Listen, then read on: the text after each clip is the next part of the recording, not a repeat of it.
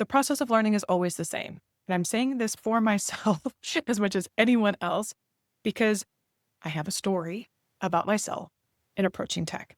My story is technology is hard. I'm not good at technology. And then I get tech sweat and I get in my head and I either want to abandon the tech altogether, I want to abandon the project altogether, I want to distract myself with something else more familiar and comfortable, or I'll find a way to busy myself to avoid the thing that makes me so deeply and profoundly uncomfortable. This story that I've been telling myself about tech, I have also disproven, and I have plenty of evidence to the contrary many times over.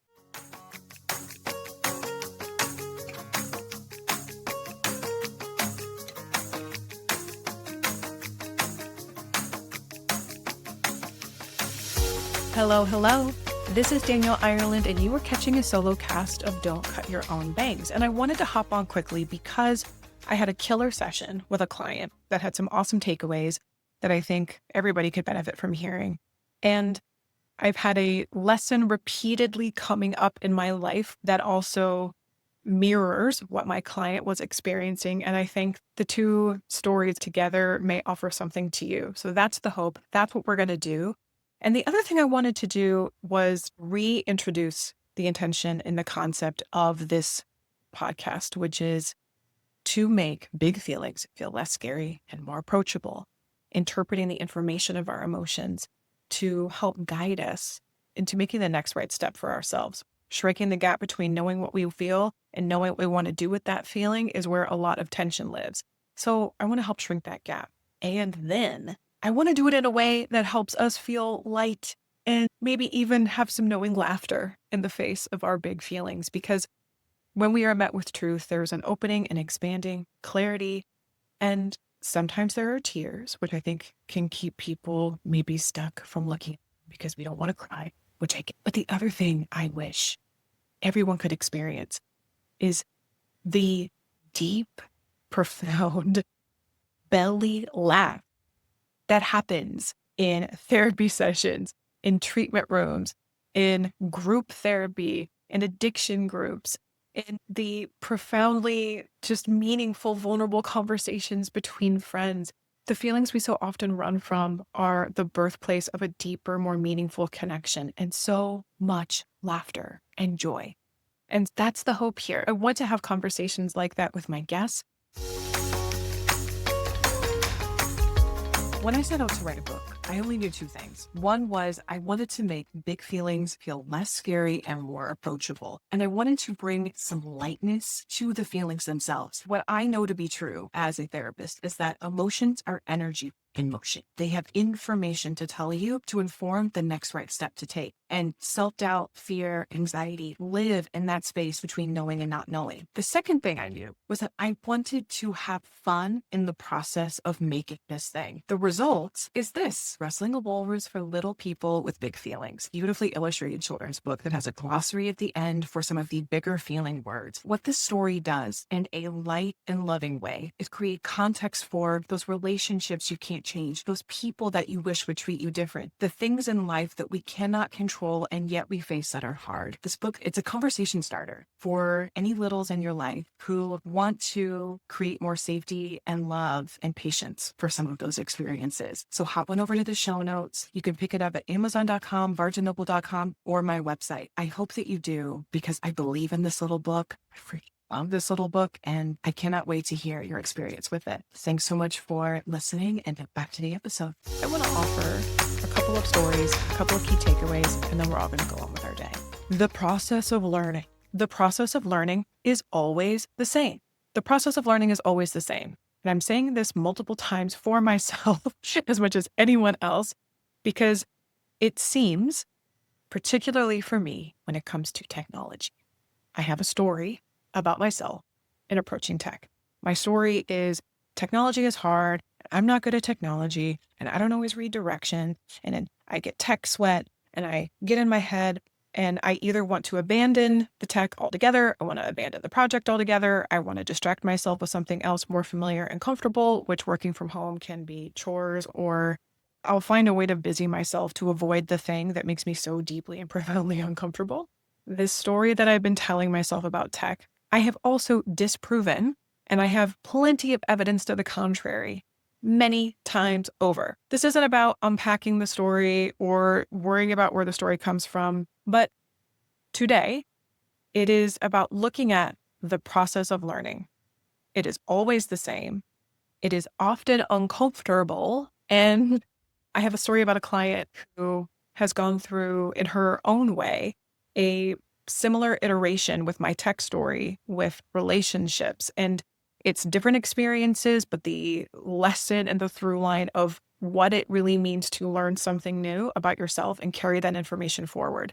It's a simple process to say. It is harder to see when it's happening to you. And that is my hope in sharing it with you here today, is that you can see yourselves in my story or in an aspect of my clients and then apply it to yourself. And it won't be so hard for you when it comes up. The process of learning starts with a question, a problem, or an obstacle. The question of, how do I figure this thing out? In my case, I have been converting my podcast to video. Converting the podcast to video has added many layers of new technology, and excerpt cut to me excessively sweating and thinking about how in the hell am I going to figure this out? Every podcast, I have had a new challenge. I've met the challenge and I figured it out. And also every podcast, I'm looking at the previous one thinking, God, I could have done that. I could have done that. And this particular challenge for me earlier this week was I had recorded it in Zoom. There was an issue. I didn't save it in the way that I needed to save it to make it more manageable and malleable. So I'm left with a block of video that is a very thin landscape within a landscape, which is not ideal, and had to find several workarounds to make it look correct in the format of the YouTube channel. And then, of course, it can't be the same. Like every credit card machine has its own freaking process. Had to figure out, how do I then get it to convert into clips that look appropriate for social media? Because social media doesn't want it horizontal. They want it vertical. I'm kind of embarrassed to admit it, but I'm pretty sure this is not an exaggeration. It took me about 3 hours to figure out a workaround with the raw material of the video I had and how to get it to actually fill the horizontal space for the YouTube channel correctly, and then figure out how to work around, flip it and reverse it and make it work for the vertical. I am just grinding my gears trying to figure this out. But to bring it into the process of learning is the same every time. It started with, I have a problem. And my problem is my video isn't filling out the view of the format correctly. How do I do that? How is a great question. Not why can't I figure this out? Why isn't this working? Why does this always happen to me? But once I'm in the process of learning, it almost always starts with a what if. What if this were possible? How could I make it possible? What do I need to do? What and how are great questions to activate this process if you're stuck in a spiral. But since we're in the process of learning itself, it starts with a how. How do I figure this out? That led me to a series of Google searches and YouTube videos. And then my brain was saturated with information. Then I try to take that information and distill it into figuring it out one slow, heavy click of the keyboard at a time. Little by little, I'm actually starting to get something that looks closer to the way that I want it to look. And just side note, it still looks like amateur hour in comparison to people who have been doing this for a really long time. But I'm also super proud of myself. Both things can be true. I can be an amateur and a novice, which I am in many ways. And I can also be really proud of what I've learned so far, which has been a fuck ton. I have something that's much closer to what I wanted the end product to be. And I figured out actually some really cool functions within the software that I use called Descript to try to record my video podcast. I figured out a lot of interesting workarounds and tools and functions that I would have otherwise never known existed had I not tried to solve this problem. So the process of learning is always the same. It starts with a problem, an obstacle, a need. Then it leads to a question, a form of curiosity. How would I approach this? How could I figure this out? What if I was able to do this? Is it possible for me to do this?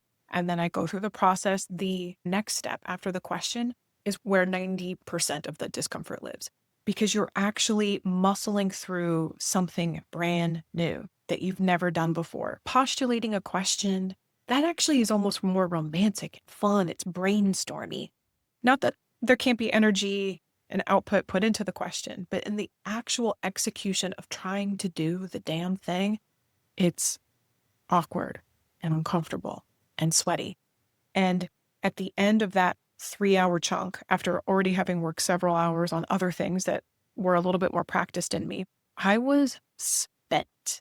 But then I immediately, and this is new for me, after shutting the computer down, sitting back, I had one thought, which was, damn, it took forever. And then the other was, I know a lot now. I was able to almost in the same moment think, oh, that was really freaking hard. And I know so much more about this. I bet I'm going to be able to do the next one that much better knowing what I know. I know how to save. I know how to record. I know how to set up my guests better for success. I know that if, God forbid, all these other things fall apart, I'm also able to now carry this workaround into that with more confidence because I know how to do it now. I know what the functions are. I know all the mistakes I made that I won't make again. And I was actually really proud of myself. The elements of the learning process that have always been true, they start with a question and a curiosity, and then the discomfort of figuring it out. The part that I want to share, because I'm excited about it, because it's newer for me, is I really allowed that effort to inform my new sense of confidence moving into the next project. And do you know what? The uncomfortable day was 3 days ago, and I was able to actually prove myself correct yesterday.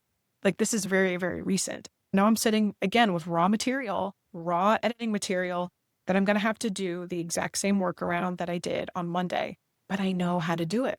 I'm halfway done, and it has taken a fraction of the time. It's only the second time I've had to do this. Knowing what I know now, I know with a much deeper, more profound sense of knowing that I am capable of figuring this out. I am working with technology, that my old story is really just that, an old story. I have new information now that I also need to allow to exist because it is true. At one point in time, technology was really hard for me. But the new element to this process of unlearning for me is adding the other things that are true in a way that is kind and compassionate to myself, which is, hey, you figured it out. It was hard and uncomfortable. And no, you don't want to do it that way again, but you figured it out. You know, the discomfort of this moment will inform future setups and give you that much more of a push to ensure that you follow the steps that can make your life easier. That's really good information to have. That's good experience to have. And the process of getting there was uncomfortable.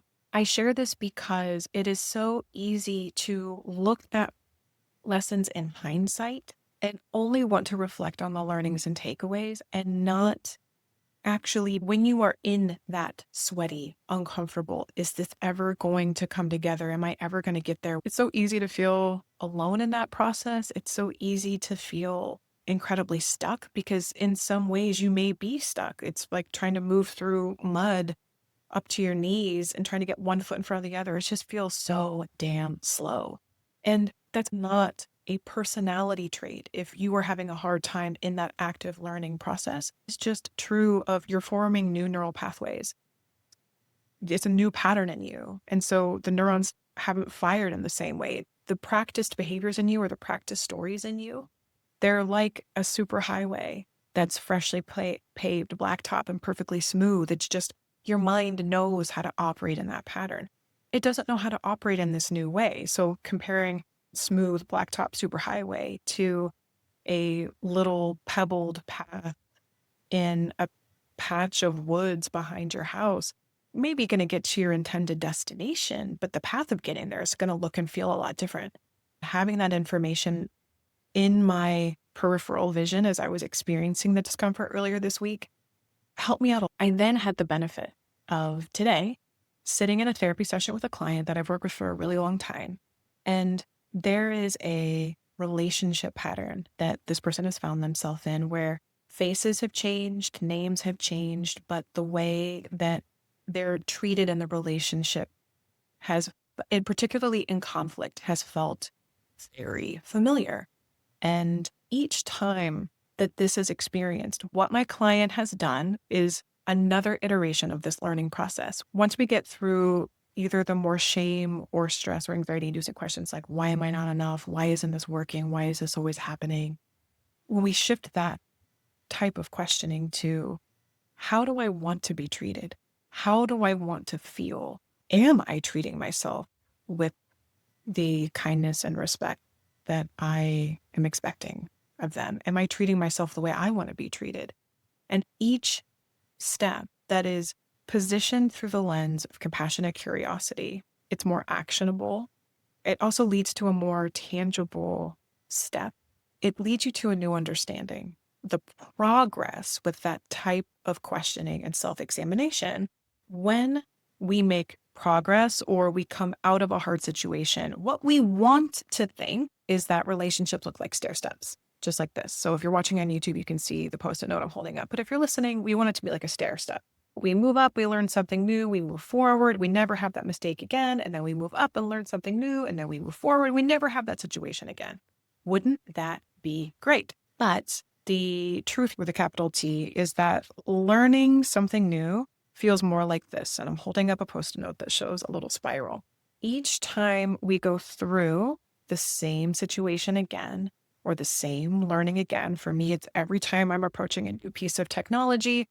In my client's case, we're reflecting on a romantic relationship. What I'm actually measuring my progress in is not that, oh, I'm confronting new technology and feeling stress. Because if I'm looking at it from the stair step point of view, that's when it's going to feel like I'm sliding backwards. But from the lens of the spiral, each time I go deeper, deeper into the spiral, I am able to make the connection sooner. I'm able to see the situation clearer sooner. The fear spike that I may have when approaching this new project, because I have more experience and therefore confidence behind me to know that I've done this before, I'll probably have a better chance of figuring it out. It shrinks the gap of having the feeling of discomfort and knowing what to do with that feeling of discomfort. And so each iteration of the spiral, my hands are getting closer and closer together. That gap is getting smaller. And my client had this experience today at the end of a relationship with someone they love and loved dearly. The love doesn't just go away. They realized with this new profound sense of clarity and confidence that this relationship was progress by every standard of where they had been before, what they know now, the information they hold now, and how they want that information to inform their life moving forward. This relationship no longer serves them now. Just like my story about technology doesn't serve me anymore because it's not entirely true, or nor is it true at all. And in this case with my client, sitting in the discomfort and then allowing that compassionate curiosity, how do I want to be treated? How do I want to feel? What if I treated myself with the same respect that I'm wanting this other person to treat me? Moved them forward with new information. The relationship ending, while hard, because it always is, it's never easy. The relationship ending was a beautiful and tender goodbye. If there was anything to take away from either my example or the example of my client, it's that if you are in your own version of a struggle or very active learning process right now, where it feels so slow, like you're moving through mud, remember the perspective.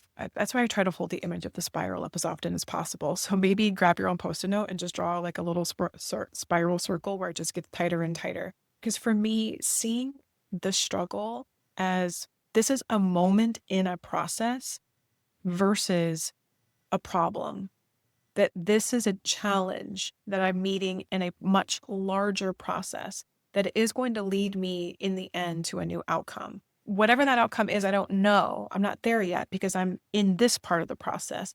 But knowing that's all this is gives me a sense of relief, because what my fear is often telling me is that my pain and discomfort are permanent. This will always be hard. This will never get easier. This discomfort is very real, and it is a part of a larger process that's going to lead me to something new.